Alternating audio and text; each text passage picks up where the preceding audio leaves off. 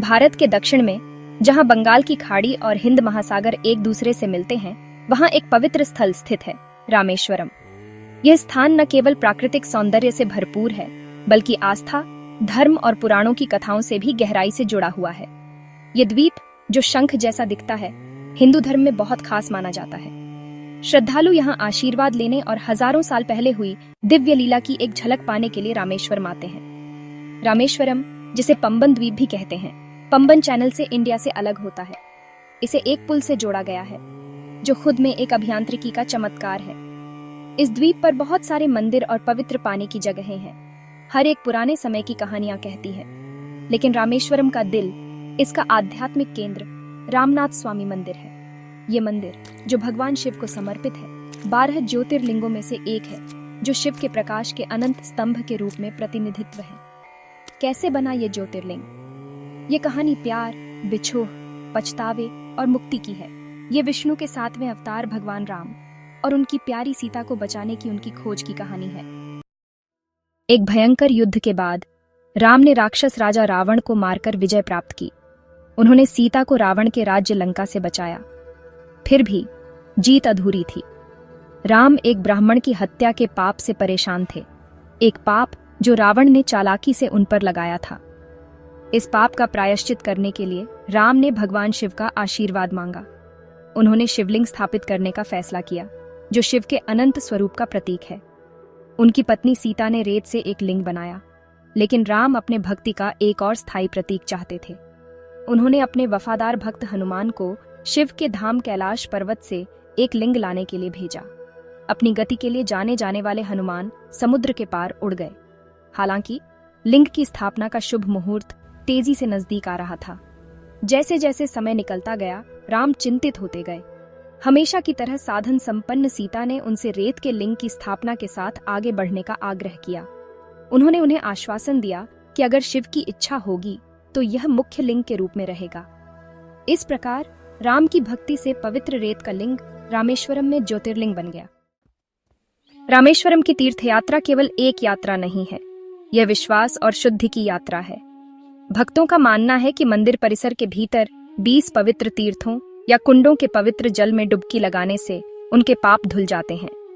प्रत्येक तीर्थ का अपना महत्व और कथा है। सबसे महत्वपूर्ण अनुष्ठान अग्नि तीर्थ रामेश्वरम के समुद्र में स्नान है।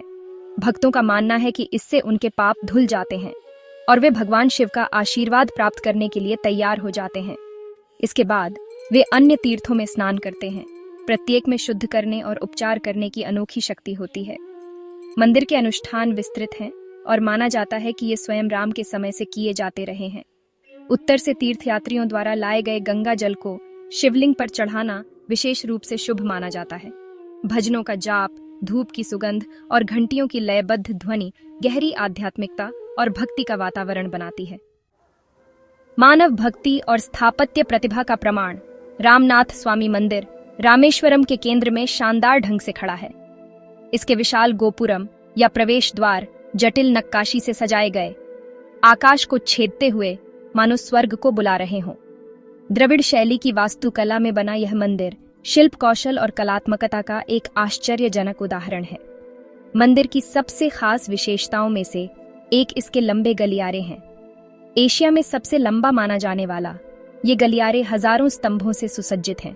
प्रत्येक एक ही ग्रेनाइट ब्लॉक से उकेरा गया है। इन गलियारों में प्रकाश और छाया का खेल एक अलौकिक वातावरण बनाता है, जो आगंतुकों को शांति और सुकून के दायरे में ले जाता है।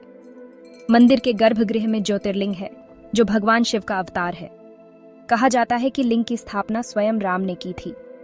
मंदिर परिसर में विभिन्न अन्य देवी देवताओं को समर्पित मंदिर भी हैं, जो इसे हिंदू देवताओं का एक सूक्ष्म जगत बनाते हैं। रामेश्वरम के साथ हनुमान जी की एक और कथा जुड़ी हुई है। जबकि रेत के लिंग की कहानी व्यापक रूप से जानी जाती है, रामेश्वरम में ज्योतिर्लिंग के आसपास एक वैकल्पिक कथा मौजूद है। इस कथा में समर्पित वानर देवता हनुमान और राम के प्रति उनकी अटूट निष्ठा शामिल है। जब हनुमान विश्वलिंग लेकर कैलाश पर्वत से लौटे तो स्थापना का शुभ मुहूर्त बीत चुका था। राम ने दुखी होकर घोषणा की कि रेत का लिंग मुख्य लिंग होगा और उसके साथ साथ हनुमान के लिंग की भी समान श्रद्धा से पूजा की जाएगी। विश्वलिंग को मुख्य मंदिर से थोड़ी दूर पर स्थापित किया गया था। इस लिंग को विश्वनाथ लिंग के नाम से जाना जाता है और ऐसा माना जाता है कि मुख्य लिंग की पूजा करने से पहले इस लिंग की पूजा करने से विशेष आशीर्वाद मिलता है। रामेश्वरम से थोड़ी दूरी पर धनुषकोडी है, एक भूतिया शहर जो कभी एक व्यस्त बंदरगाह था। किंवदंतियों का कहना है कि यही वह जगह है जहां राम ने सेतु पुल का निर्माण किया था, वह पौराणिक पुल जिसने उनकी सेना को लंका तक पहुंचाया था।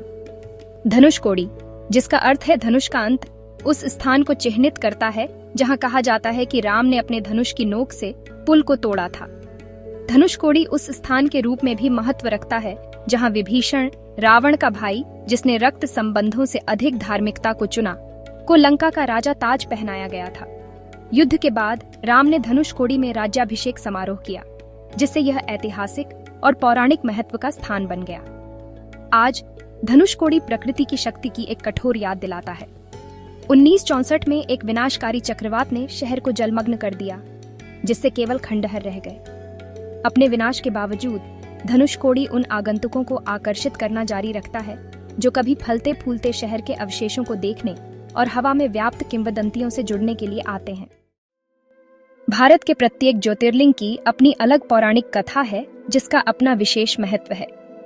रामेश्वरम अपनी पवित्र कहानियों और स्थापत्य चमत्कारों के साथ मोहित और प्रेरित करता रहता है। यह द्वीप आस्था की शक्ति और पौराणिक कथाओं की स्थायी विरासत का प्रमाण है। यह एक ऐसी जगह है जहां अतीत और वर्तमान आपस में जुड़ते हैं, जहां किंवदंतियां जीवंत होती हैं और जहां परमात्मा हाथ के पास लगता है। लेकिन रामेश्वरम हमें पेचीदा सवालों के साथ भी छोड़ देता है। क्या सेतु पुल एक वास्तविक संरचना थी या राम के दृढ़ संकल्प का एक रूपक प्रतिनिधित्व? प्राचीन निर्माता इतनी सटीकता के साथ विशाल मंदिर का निर्माण कैसे कर पाए? और इस पवित्र द्वीप पर समय की रेत के नीचे और कौन से रहस्य छिपे हैं? ये प्रश्न द्वीप की तरह रहस्य में डूबे हुए हैं। शायद यही रामेश्वरम का आकर्षण है, एक ऐसी जगह जहां आस्था और आश्चर्य मिलते हैं, हमें अपनी मान्यताओं की गहराई और ब्रह्मांड के रहस्यों का पता लगाने के लिए आमंत्रित करते हैं। रामेश्वरम की यात्रा केवल एक तीर्थ यात्रा नहीं है, यह आत्मखोज की यात्रा है। मिथक, इतिहास और आध्यात्मिकता के धागों से बुने हुए जीवन की भव्य गुब्बारेदार कपड़ा में अर्थ की खोज है। इसलिए जीवन में एक बार रामेश्वरम मंदिर जरूर जाएं, ताकि आप दिव्यता की उस अद्भुत आभा का अनुभव कर सकें।